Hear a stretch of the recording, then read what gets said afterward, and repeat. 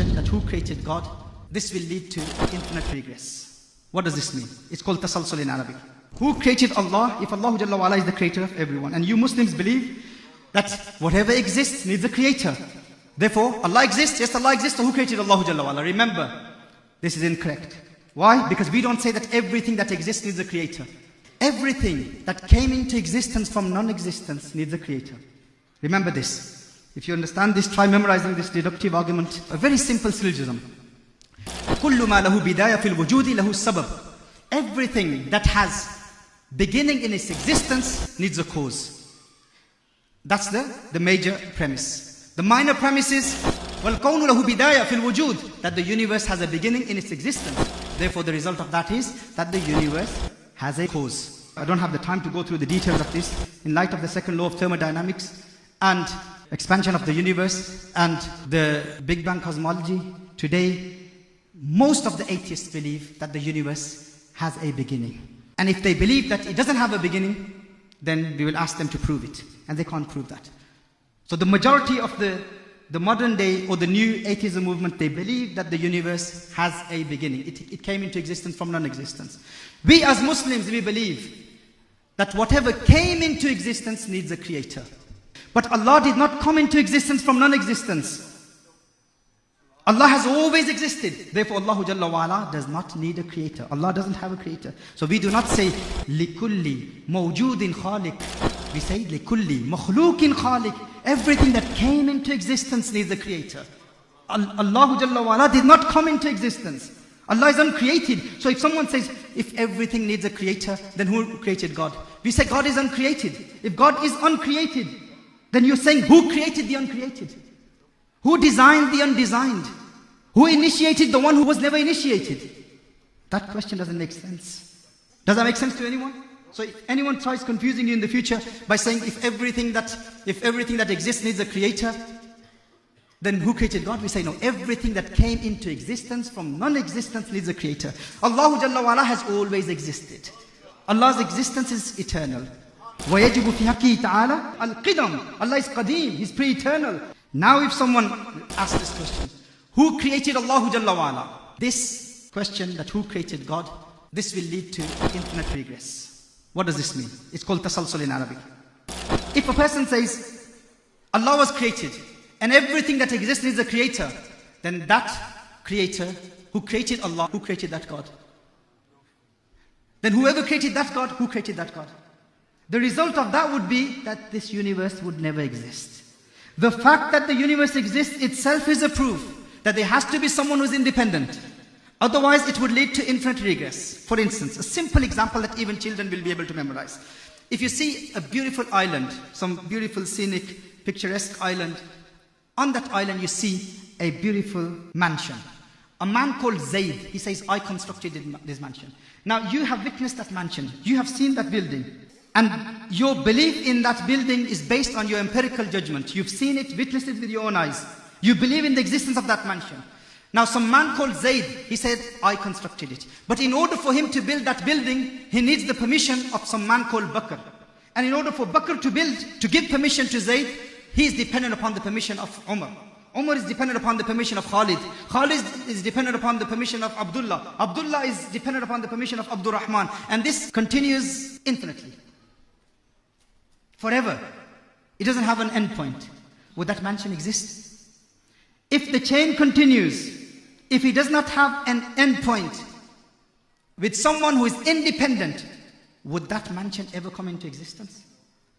You have to have someone above, some higher being who is independent, who does not need the permission of someone above him in order for that mansion to exist. How? The one who is the last person in the chain has to be independent. He gave permission to the one below him. He gave permission to the one below him. He gave permission to the one below him. And then that permission was granted to Bakr. Then Bakr granted that permission to Zayd. And then Zayd constructed that mansion. Does that make sense? If this chain continues infinitely, then the mansion wouldn't have existed. The fact that the mansion exists itself is a proof that the chain has to end somewhere. Do you believe in the existence of the mansion? Yes, I saw it with my own eyes. So now you have to believe that there has to be someone who is independent, does not need the permission of someone above him. Does that make sense to you? All of you, do you understand this? In the same way, does this universe exist? The fact that the universe exists itself is a proof that there is someone there who is independent. Someone there who doesn't need the permission of anyone above him. Someone who is independent, all-knowing, all-powerful, extremely intelligent. Otherwise, the universe wouldn't have existed. So the fact that the universe exists is a proof that that someone who has created the universe is independent. If that creator was dependent upon someone above him, then the universe wouldn't have existed. And if all of them need the permission of someone above them, then that leads to infinite regress, which is a logical fallacy. Logically, aqlan, it's fallacious. It doesn't make sense. No man of aql would ever accept that. So if anyone raises that question to you in the future, if someone says this, that if Allah created everything, then who created God? Who created Allah Jalla wa Ala? Remember, Allah is not someone that we can comprehend. Allah is beyond our comprehension. We cannot understand the reality of Allah Jalla wa Ala. But as far as these arguments are concerned, we can refute any atheist. If they try confusing you, you say to them, who converted Richard Dawkins to theism? Say that to the atheist. Who converted Richard Dawkins to theism? Who made him a theist? Or who converted Sam Harris to theism? Or who converted Christopher Hitchens to theism? If he says, oh, let me think about it. I don't know. Let me find out. Is that really true? Is that true? So you will confuse him, won't you? He will go back to his people and he will ask them. They will say, oh, Richard Dawkins, he hasn't converted.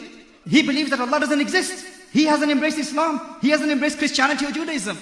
He doesn't believe in the existence of a creator. You are a liar or Muslim who's saying that who converted Richard Dawkins. You're probably talking about some other Richard guy. But my Richard Dawkins, my master, he cannot accept Islam. He doesn't believe in the existence of Allah. So we will say, the way my question is wrong to the atheist, yes? Who converted Richard Dawkins? In the same way, for you to ask me the question, who created Allah?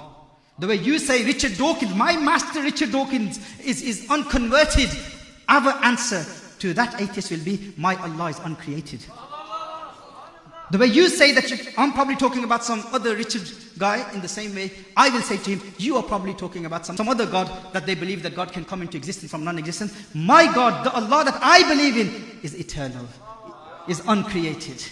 The question itself is logically fallacious. It does not make sense for people to say that who created God. Anytime people ask you this question, you'll say that leads to infinite regress. Allah Jalla wa Ala is independent. Allah Jalla wa Ala is not contingent. Allah Jalla wa Ala has always existed. And our aql, our intellect cannot comprehend the reality of Allah Jalla wa Ala. Human mind, we have to accept our limitations. And Rasulullah sallallahu alayhi wa sallam is the one who saw Allah Jalla wa Ala. We believe in the existence of Allah through Rasulullah sallallahu alayhi wa sallam. Through rational proofs, we believe in the existence of Allah Jalla wa Ala. But the complete tawheed, the reality of tawheed can only be understood by believing in Rasulullah sallallahu alayhi wa sallam. So through the mediation of Rasulullah sallallahu alayhi wa sallam, we believe in Allah Jalla wa Ala's sifat, Allah Jalla wa Ala's attributes. A true Sufi will never become murtad. Why? Because he has that experiential knowledge of Allah Jalla wa Ala in dunya. In dunya, he experiences the gnosis of Allah Jalla wa Ala. And when he experiences the qurb of Allah Jalla wa Ala, he gets the glimpse of what he will see in the hereafter. Theirs is all based on analytical knowledge, discursive knowledge. The Sufi's knowledge about Allah Jalla wa Ala is experiential knowledge. He experiences the gnosis of Allah Jalla wa Ala. Through his breath, he breathes with the name of Allah. We believe in the oneness of Allah Jalla wa Ala and the finality of Rasulullah sallallahu alayhi wa sallam's prophethood. May Allah Jalla wa Ala bless us with his divine guidance so that we can act upon the ahkam of deen, act upon the ahkam of sharia, understand the creedal matters, aqaid of Ahlul Sunnah wal Jama'ah, and learn the practical teachings of our ulama, how to defend al-Islam and how to defend the honor of Allah and how to defend the honor of Rasulullah sallallahu alayhi wa sallam.